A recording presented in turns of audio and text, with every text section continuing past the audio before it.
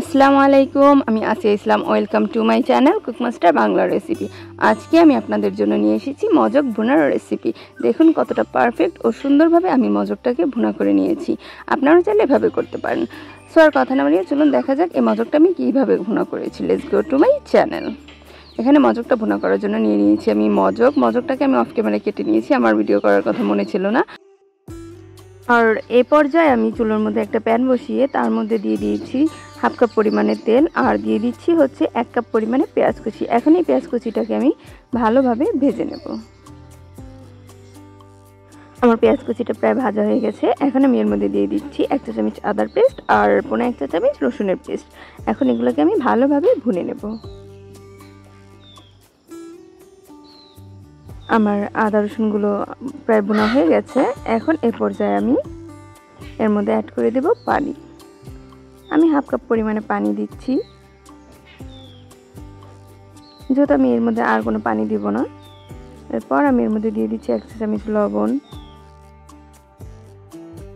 Half চা চামচ হলুদের গুঁড়ো আর এর মধ্যে দিয়ে দিব হচ্ছে 1 চা চামচ মরিচের গুঁড়ো। আপনার ঝালের পরিমাপটা কম বেশি খেলে আপনারা ওইভাবে বাড়িয়ে কমিয়ে দিতে পারেন। যেহেতু আমি এখানে কোনো কাঁচামরিচ অ্যাড করব না, ওই জন্য আমি এখানে 1 চা চামচ মরিচের গুঁড়ো দিয়েছি। আর দিয়ে দিয়েছি হলো 1 চা চামচ জিরার গুঁড়ো। এখন আমি এর মধ্যে দিয়ে দেব গরম মশলার গুঁড়ো। এখন এগুলোকে আমি ভালোভাবে ভুনে নেব।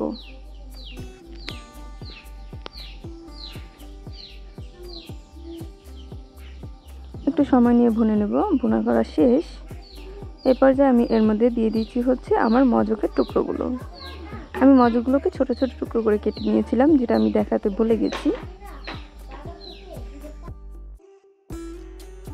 মজকগুলোকে দিয়ে এরপর আমি এগুলোকে ভালোভাবে ভুনো করে নেব।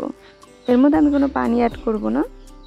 আমার যেই তেল আর পানিটা আছে আর মজকে অত একটা পানি লাগে না, এটা দিয়ে আমি এটাকে একদম পুরো ভাজা ভাজা করে ফেলব।